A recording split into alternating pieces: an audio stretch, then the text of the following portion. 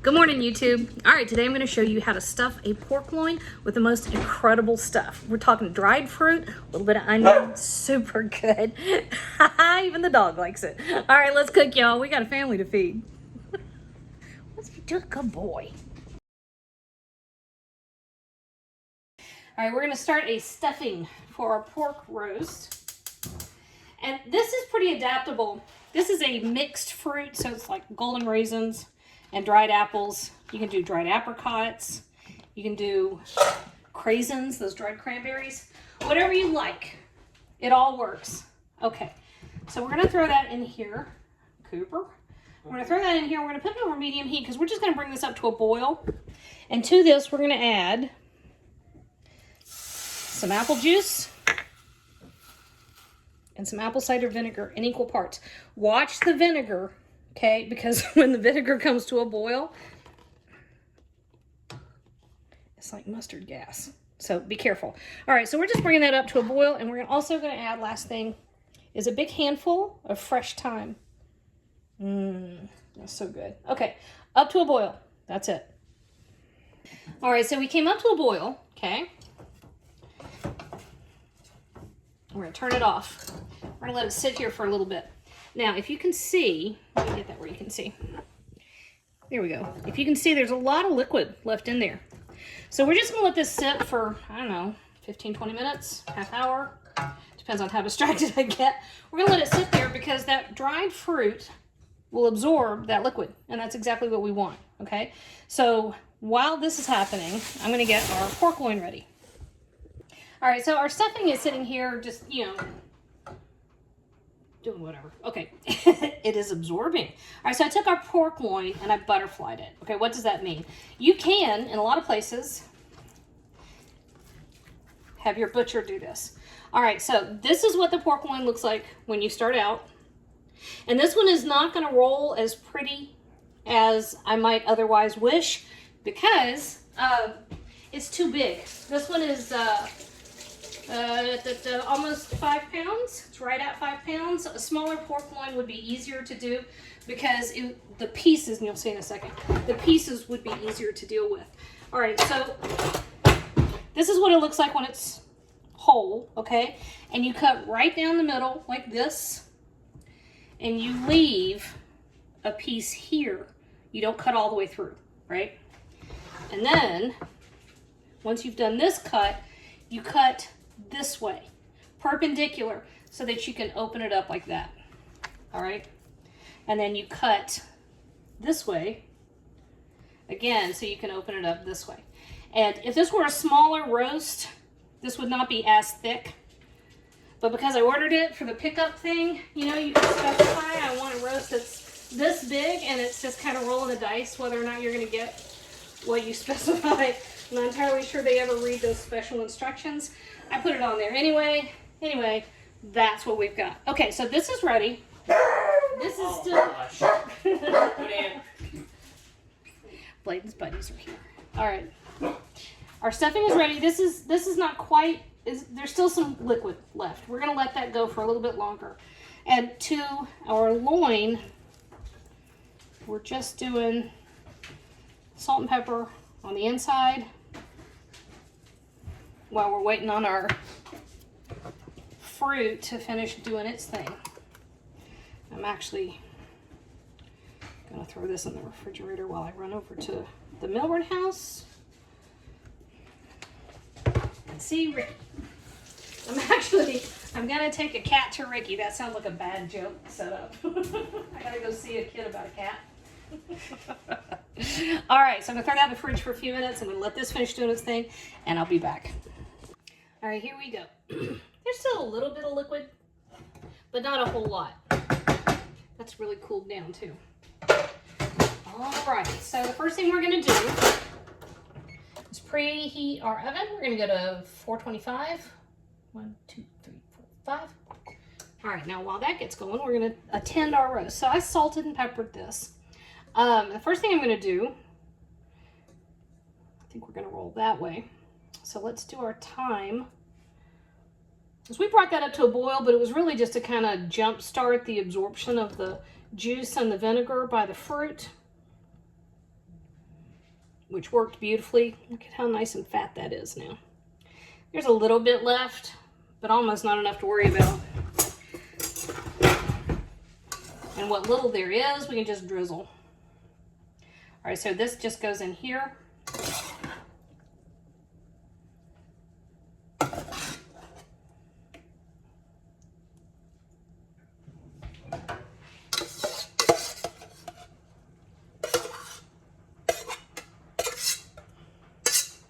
All right.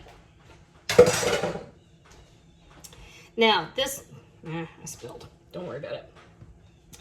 This will, as we roll, this will scooch, filling that direction, which is fine. That's what we wanted to do.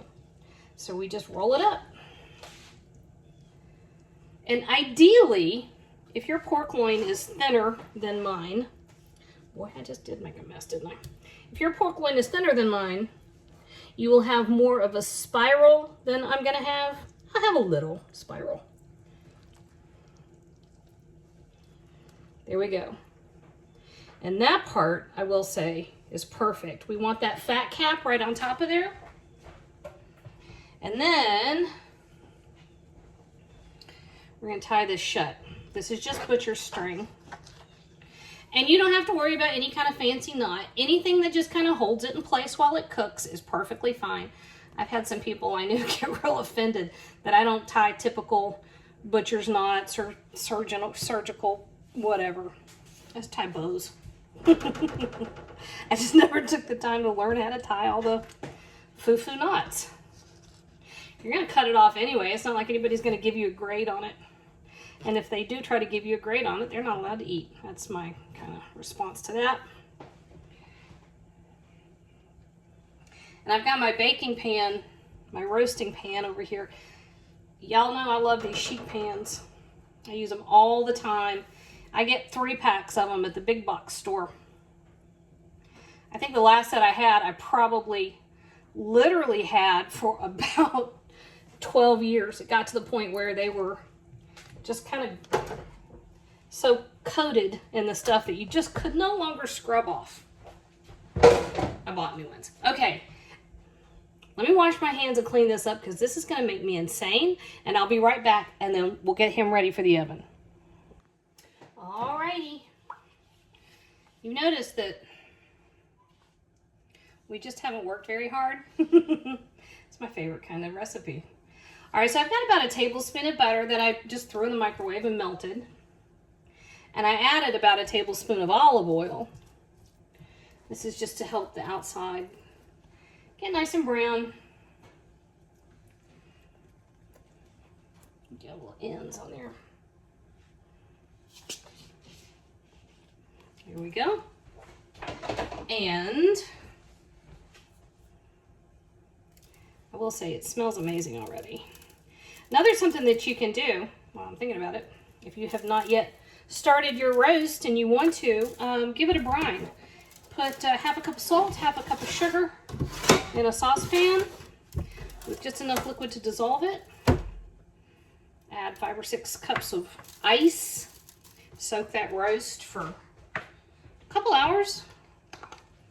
And if it's real easy to do after you brine it. Don't go longer than that though, because you'll get your roast too salty.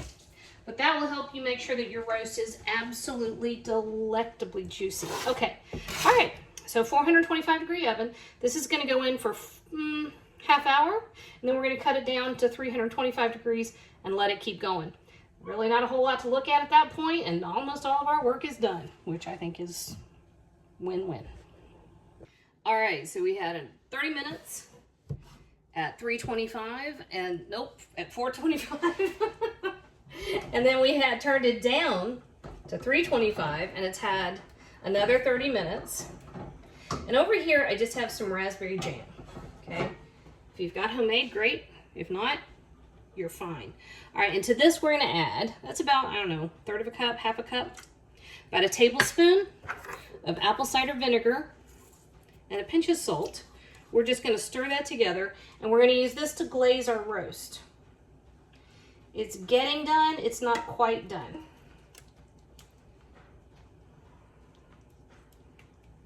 Now, the sugars in that jam will scorch on the bottom of your pan. Don't freak out. If you're smarter than I am, you would line your pan, your roasting pan, with foil, and then you don't have to scrub it. This is also why I replace my roasting pans every so often, because I don't have enough sense to line them, and after a while, I don't want to scrub anymore. There we go. Admissions. All right, back in the oven for 45 minutes. All right, this is awesome. I had to pick up kids from school, so Boone brought this out of the oven for me, and it's been sitting here resting for about 20 minutes. Oh, you can hear Boone singing. Boone is the lead for bass and chorus. How about that? That's pretty cool. He's got an amazing voice. He's got my dad's voice. Okay, so move this puppy over to the cutting board. And somebody stole my scissors, of course. So I was gonna just clip off his strings. Boy, that came out country. Strings. Sorry. My Appalachian was showing. All right, so we just get rid of these guys. Oh, that raspberry jam on the outside has gotten nice and sticky. Perfect. All right. Now, I like this with baked apples and a bunch of greens. The bitter in the greens is just really nice against the sweet. And so just to neaten it up, I'm gonna take this slice right here.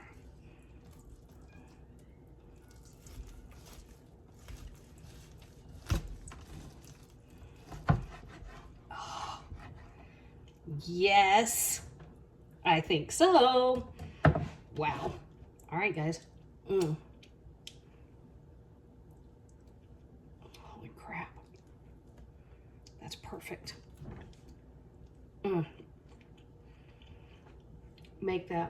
Make it fast. And it won't last long.